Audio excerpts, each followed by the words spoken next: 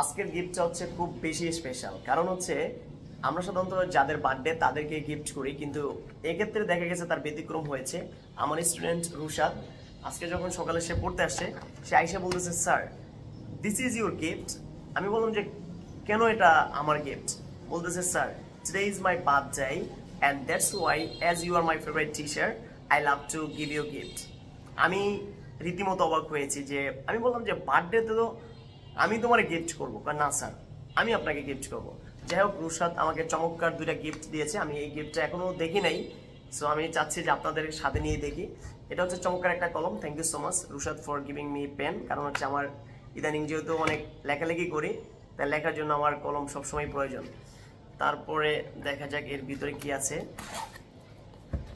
Let's see. Wow,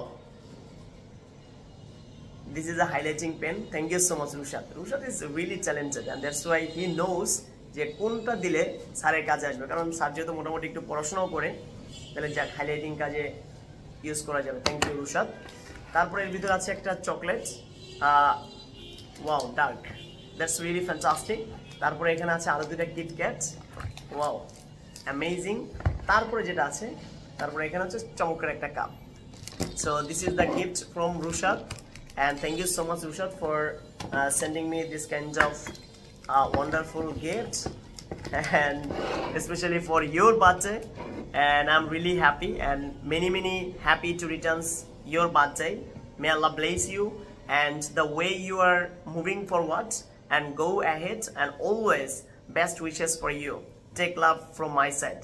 Happy birthday to you. Thank you.